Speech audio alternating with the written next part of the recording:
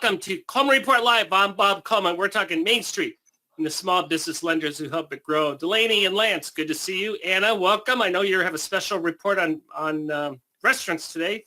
Chuck Evans is talking about a couple things, and I'm Bob Coleman, and you all know who I am.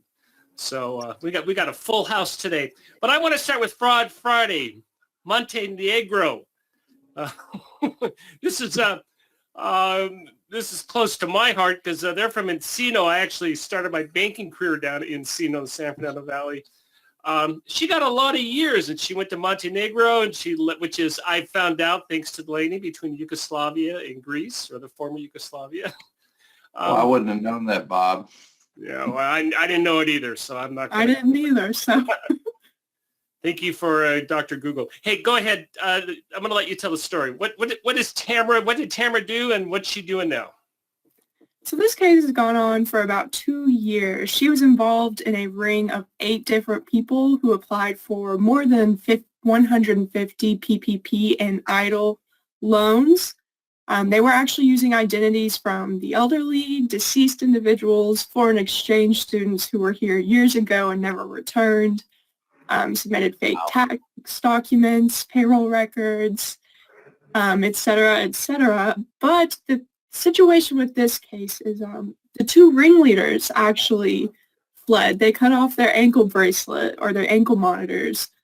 And then very shortly after, Miss Tamara, right before she was actually heading to the prison to begin her almost 11-year prison sentence, she evaded. So they were found in Montenegro about a year ago.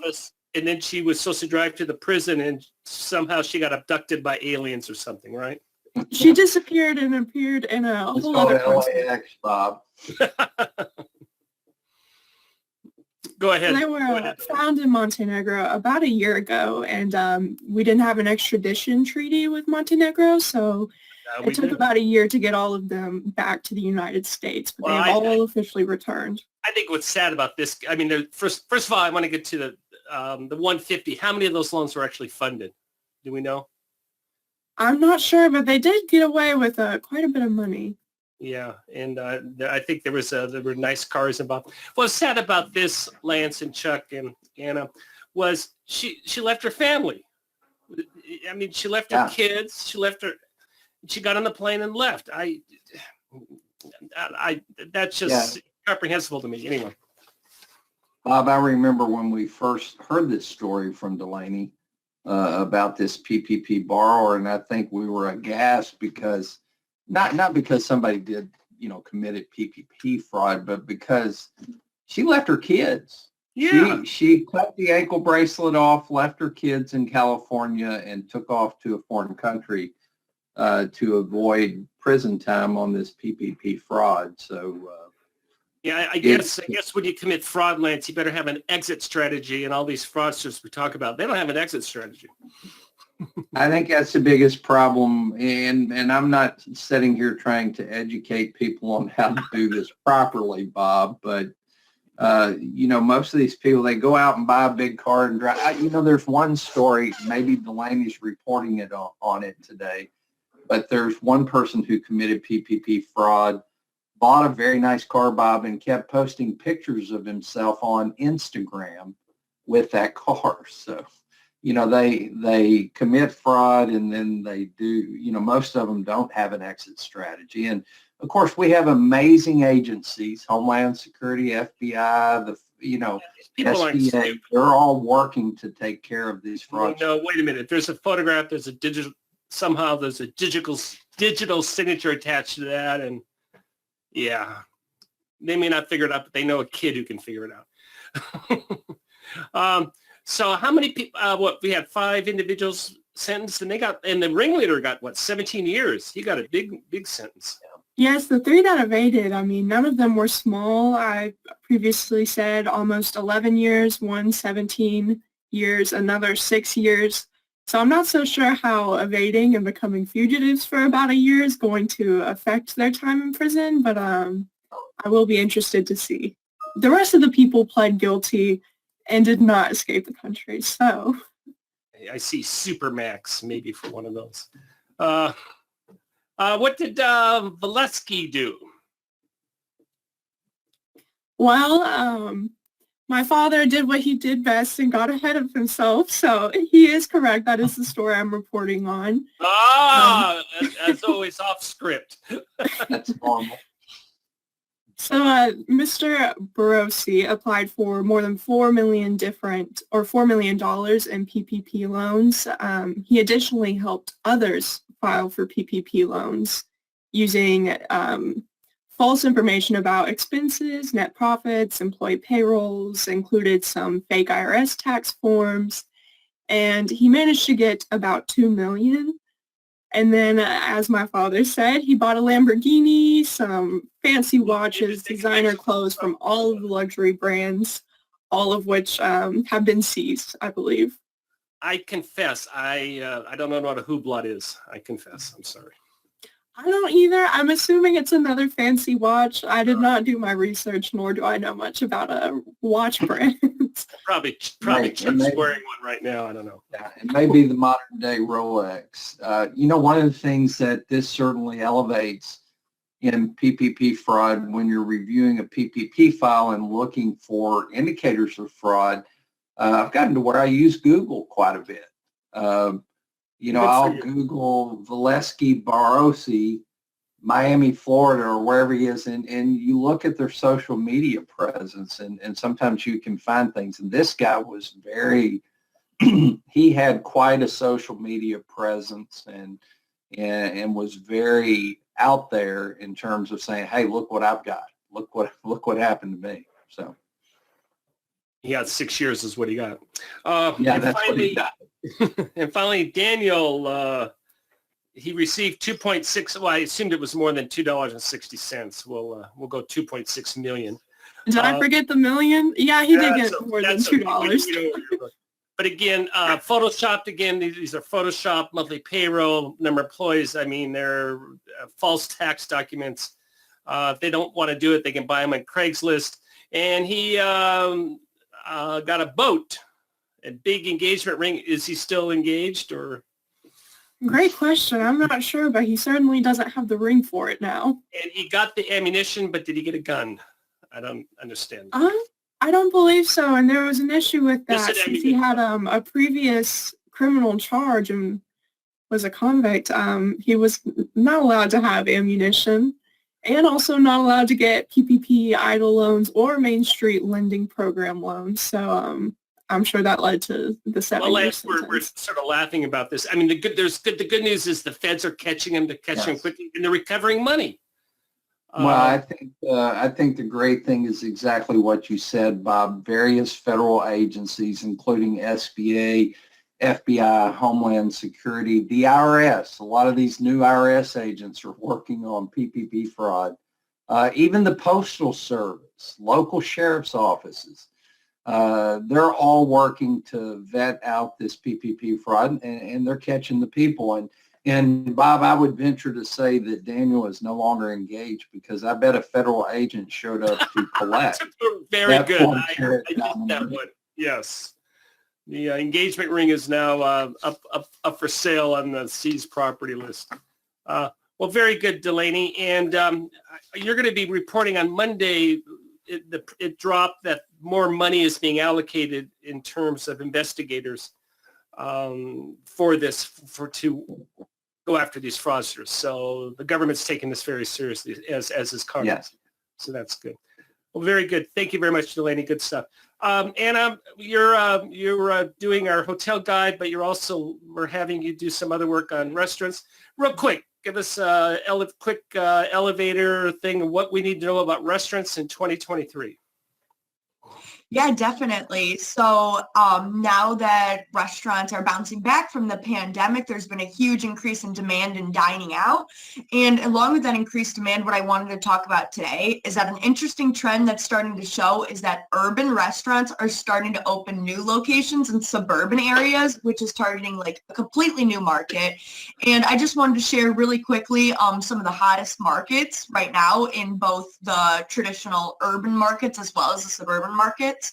So I found this research from FSR, the full service restaurant industry, and I actually have the top 5 here on my notes. And the top 5 hottest U.S. markets for restaurant growth include Salt Lake City, Charlotte, North Carolina, Minneapolis, which we can see there, as well as Indianapolis and Tampa.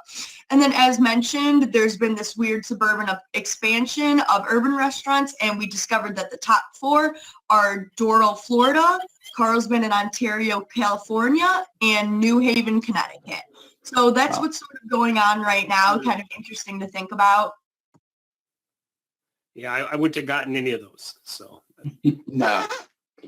Anna, what I like about this chart, it's nice. Are we saying that revenues are back to pre-pandemic levels? Is that what our chart is showing us?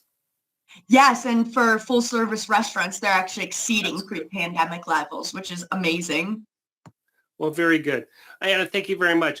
Well, Chuck, Carlsbad is right next to Coronado Island, where I want you to talk about what's going on next week. Yeah. Chuck Evans, good to see you. And give me first of all, you're on mute. Oh, sorry. That's Didn't okay. see you too, That's Bob. okay. Thank you. Tell us about Coronado. First of all, you got to, if you haven't been there, just go for the hotel. It is awesome. That's probably, I should say that, but it's awesome. America West has started back up again. It's a smaller venue, but we're having it March 15th to March 17th. And through March 10th, you can get a $100 discount if you use the code Coleman 23. So that's a good opportunity. As we know, we've supported these smaller regional conferences, and the benefit of this, even the small ones, you're going to have John Miller there, you're going to have Eddie Ledford there, and it's small enough that you can interact with them. So this is probably one of my favorites. So John's not there on the big screen. He's there in person. John is there in person. John's in person. Eddie Ledford's in person. Is he a hologram, or is he there in person? In person. All right, just want to clarify. Okay. So this is the opportunity to sit down with them, ask questions where you won't be able to do that at the larger venues. Oh, absolutely. Bob, Sorry, go ahead, Lance. Go ahead. In addition to that, Chuck and I will be conducting a pre-conference training yes, at absolutely. the America West event. For new lenders, absolutely. It's a pre-conference training. It's an additional $99. We're going to gear this towards new lenders. As we know, 75% of the lenders do less than 10 loans a year. It becomes a root canal for the borrower and frustrating for the lender, and more education is going to change that. Don't lead with that in your marketing, that SBA is a root canal. You're right. Just FYI. I've always been self-deprecating. Well, very good. And what else is on the agenda for the conference? I mean, why? Well, there's a good Why should I welcome bring my reception on Bay Terrace. There's going to be an SBA meet and greet breakfast, a March Madness lunch. There's going to be a St. Patrick's Day kind of a theme to the whole thing. So bring a green shirt or some kind of green outfit, if you will. But again, it's only going to be $4.99 through March 10th, and then it goes up. So there's a couple things. Go on to americawestconference.com and also info@eventfullyyours.com, which you'll see in the next slide, is to get the subscription on knowing when these are coming up. Joseph and I will be down there. We'll be doing Lance. We're going to do a live show.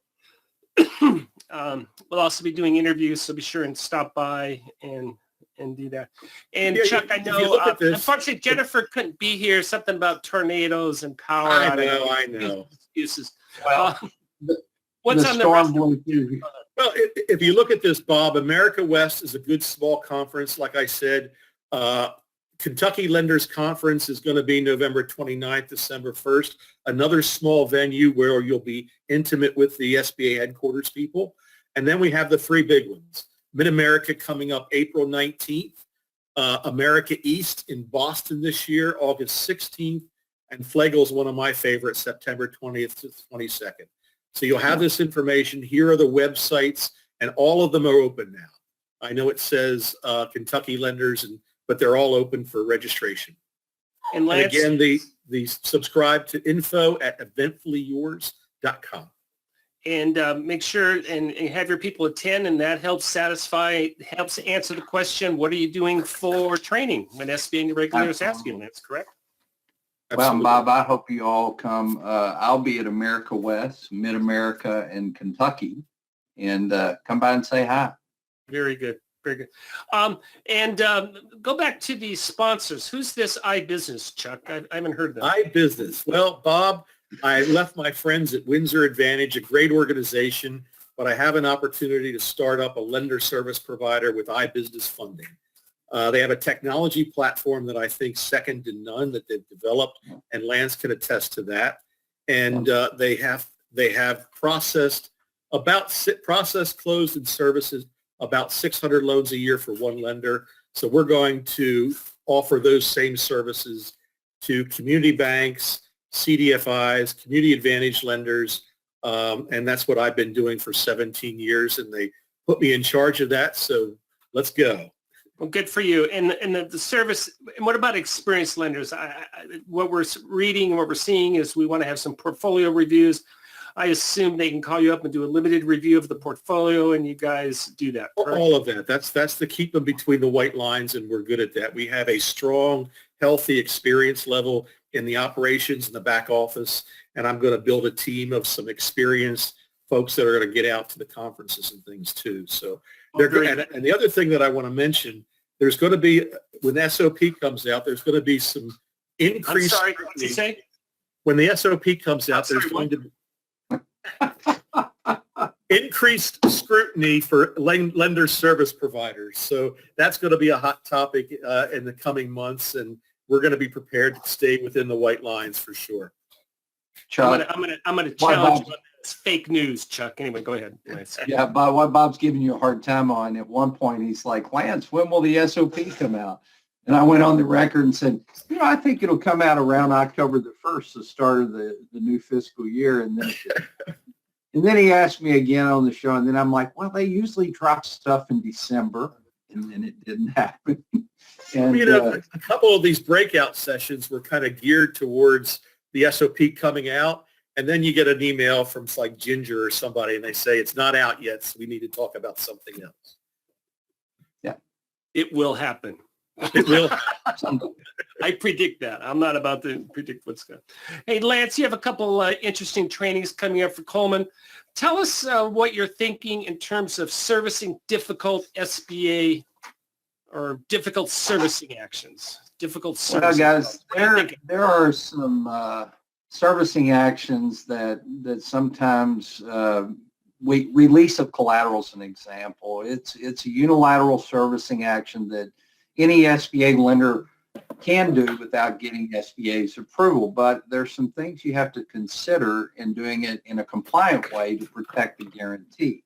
So we're going to talk about release of collateral. We're going to talk about release of guarantors. Right now, with interest rates elevating the way they are, guys, borrowers are getting in trouble. There's potential for, one of the potential workouts is for someone else to assume that loan. Well, can you release the guarantors is the question. How do you do that? What do you need to consider? And Bob and Chuck both will appreciate this. We're going to cover offer and compromise, a term that has gotten shoved over in the corner for years. Back when we were going through the Great Recession, offer and compromise was a big deal. Understanding how to effectively do an offer and compromise was important. It went away. Nobody talks about it, but I believe with our current economic climate, with interest rates rising, just got off the phone with somebody before the show, and they were telling me they anticipated at least 2 more bumps, possibly 3. I hope that's not true. I think the tsunami is coming. Yeah. Yeah. As interest rates go up, small business borrowers will struggle.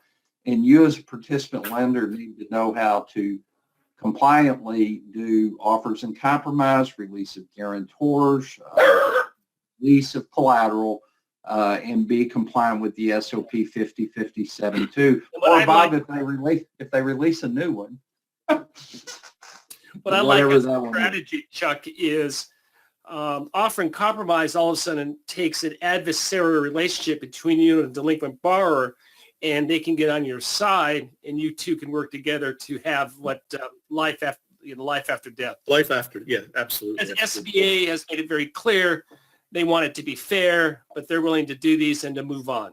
And it helps if you can get it cuts down. It can solve the borrower's problem a lot less expensive, both in terms of money as well as mental anguish. So, well, very good. All right, Delaney, Anna, good job. Chuck, I look forward to seeing you next week. Lance, I'm going to see you next week as well. So Absolutely. Thank you today for joining us for Coleman Report Live and for supporting America's Main Street, one entrepreneur at a time. Thank you. Have a great week. Have a great weekend. Have a great week. See ya. Thank you. Thank you for joining us today for today's episode. If you like today's content, hit that subscribe button to subscribe to our channel and click that bell icon to get notified about our latest videos. Thank you again for joining us today and for supporting America's Main Street, one entrepreneur at a time. Catch you next time.